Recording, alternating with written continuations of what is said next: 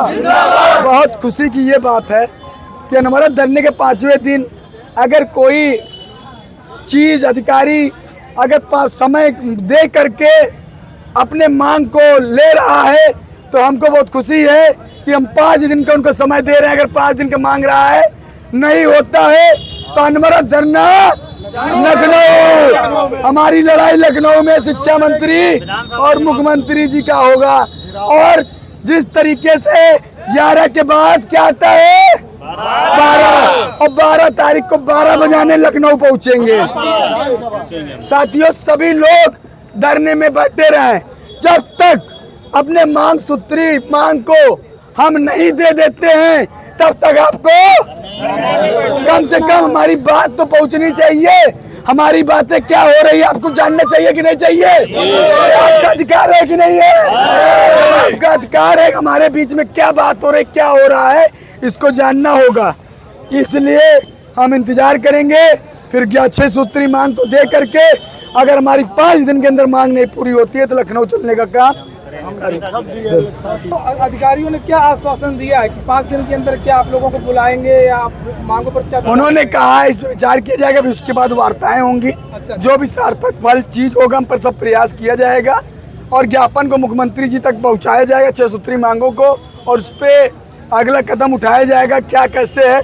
हम तो देखिए 5 साल का समय एक लंबा दे दिया गया है तो ये 5 दिन का जो समय आज निकल के आ रहा है मेरे लिए बहुत ज़्यादा नहीं है। 5 दिन तो पलक झपकते ही बीत जाएंगे। उसके बाद हम सब लखनऊ में जो तांडव 2022 में हुआ था उसके लिए भी तैयार रहा है बेसिक विभाग। इसलिए सभी साथी रुके रहे हैं, अभी कोई जाएगा नहीं। 4थे दिन शिक्षा मंत्री, 5वें दिन अगर शासन स्तर का अधिकारी आ रहा है तो आने दीजिए, रुके रहिए, जाइए मत। धन्यवाद। पूछेंगे अभी विद्यार्थियों से कि शिक्षा मंत्री का बयान भी आया है और विद्यार्थियों का यहाँ पर क्या कहना है हम पूछते हैं। यहाँ पर कुछ छात्र हैं और ये बताइए कि शिक्षा मंत्री जी का बयान आ चुका है, साफ कर दिया जैसे आप लोगों की मांग थी कि जो भी चीज़ें हों वो बाहर होनी चाहिए, बंद कमरे में हम बैठक नहीं करेंगे। तो यहाँ पर शिक्षा मंत्री ने क्लियर कर दिया है और ये जो धरना है अब आगे क्या हुआ इसका?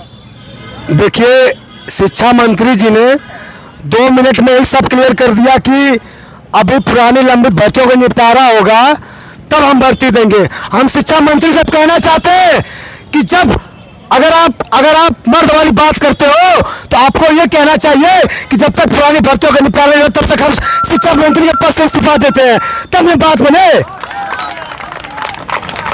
पुरानी लंबित भर्तियों का भुगतान ये डीएलएड बीटीसी टेट सीटेट पास से भर्ती क्यों करे आप ये बताओ शिक्षा मंत्री जी। और हम लोगों का ओवर एज होता जा रहा है तो यहाँ पे टेट सीटेट डीएलएड बीटीसी सारी डिग्री लेकर के लाखों पद रिक्त होने के बावजूद आप 2 मिनट में आते हो और ये कह देते हो कि पुरानी लंबित भर्तियां जब क्लियर नहीं होगी तब तक। आप ये बताओ कि 2 साल से आप सत्ता में बैठे हो शिक्षा मंत्री के पद पर, अब तक आप क्यों कर रहे हो? आप यहाँ पे क्यों कर रहे हो? आप देख सकते हो कि हम लोग 5 दिन से हम धरना कर रहे हैं। आपके सरकार का कोई मंत्री, कोई विधायक, इतना तक कि नया शिक्षा सेवा चयन आयोग के 3 सदस्य बगल में 1 किलोमीटर पर एसी में बैठे हैं लेकिन अभी तक मिलने नहीं है। कौन से सदस्य? अभी आयोग कहाँ बना है? उनके सदस्यों का नाम आ गया, 14 सदस्य हैं उसमें, जिसमें 3 सदस्य, जिसमें एक पीएनबी सचिव भी है। उन लोगों को शर्म आनी चाहिए कि बेसिक का सचिव होकर के बेसिक के युवकों से तुम मिलना नहीं चाहते हो और वो कहते हैं कि बंद कमरे में आओ ज्ञापन दो। हमने कहा कि नहीं, ये लव लेटर वाला काम अब बंद होगा कि नहीं बंद होगा। जो भी बातें होंगी, जो भी हमारी मांगे हैं, इन सभी भाइयों सभी बहनों के बीच में होंगी। और मैं कहना चाहता हूँ ये लव लेटर वाला काम 5 साल से हम लोग कर रहे हैं कि नहीं कर रहे?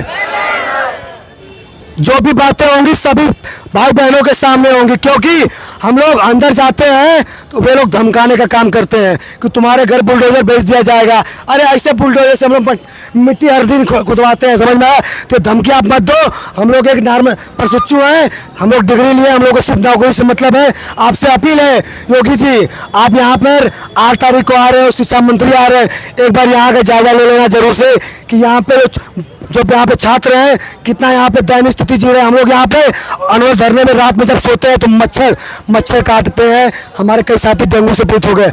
आपसे अपील करता हूँ योगी जी, हम लोगों को एक भर्ती दे दो, हम युवाओं ने आपको कहा भी है, आपसे अपील है। और कुछ छात्राएं भी, हम उनसे भी बातचीत करेंगे। छात्राएं धरने प्रदर्शन में लगातार आ रही हैं, आप लोगों ने देखा होगा धरने के पहले दिन से ही यहाँ पर छात्राएं हैं। देखिए आप बताइए, पहली बात ये बताइए कहाँ से आप आई हैं? मैं अम्बेडकर नगर से आई हूँ। मैं प्रयागराज में रह के पढ़ाई करती हूँ। मैं बीटीसी की डीएलएड की छात्रा हूँ। जब इनको चुनाव कराना होता तो समय से चुनाव करा लेते हैं, समय से अपना रिजल्ट जारी कर लेते हैं, समय से शपथ ग्रहण कर लेते हैं। जब इनको भर्ती देनी होती है तो 5 साल से अनुपात समानुपात बराबर कर रखे हैं, अपना पेंशन उठा रहे हैं, अपना एसी में रह रहे हैं, बच्चों की भविष्य बर्बाद कर रहे हैं। जब इनको भर्ती नहीं देनी है तो डीएलएड क्यों करवा रहे हैं? डीएलएड भी इनको नहीं करवानी चाहिए। इनको तो डीएलएड से पैसा मिलता है। टेट सीटेट वाला फॉर्म हमेशा बराबर आती है क्योंकि उनसे इनको पैसा मिलता है। और वो भर्ती इसलिए नहीं देना चाहते क्योंकि वेतन देना पड़ता। बार बार यही बोलते हैं कि हम भर्ती नहीं देंगे क्योंकि वेतन देना पड़ता है। अपना वेतन लेना अच्छा लगता है, दूसरों को देना क्यों खराब लगता है?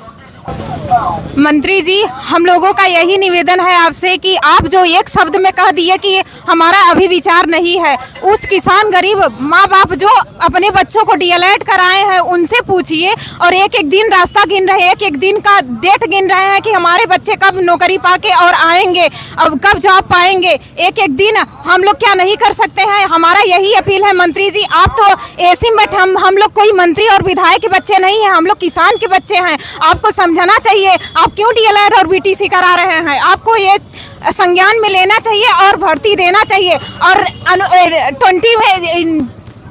20 में लिखा गया है कि पहले ही पॉइंट में लिखा गया है जितने भी पद खाली हैं उतने भरे जाएंगे, लेकिन आप पढ़े लिखे हैं, आप एनईपी 2020 देख लीजिए, उसमें पहली ही लाइन में लिखा है, लेकिन आप एक भी उसको पढ़ के आप दीजिए, भर्ती दीजिए हम लोगों को। हम लोग बैठे हैं, हम लोग कब से बेरोजगार घूम रहे हैं, कब तक रोड में घूमेंगे हम लोग गरीब के बच्चे हैं। नहीं मंत्री जी, आप नहीं समझेंगे हम लोगों की पीड़ा।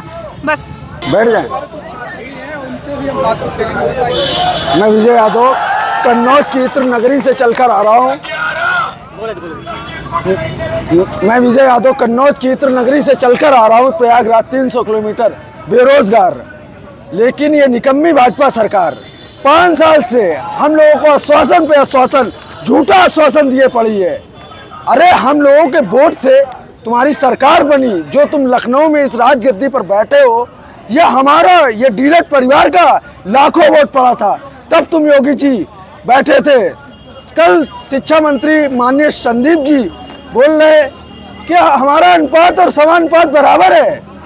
अरे कैसा हर जिले का डाटा देखिए, 75 जिलों का। अरे मैंने फरुखाबाद, कन्नौज, इटावा, जितने हमारे जिले थे, हमने देखा किसी में 1400, किसी में 1500, किसी में 2500 का डाटा आया। और तुम बोल रहे हो कि जो लंबित भर्तियां है, अरे हम तुमको लंबित कर देंगे, निलंबित कर देंगे। धन्यवाद।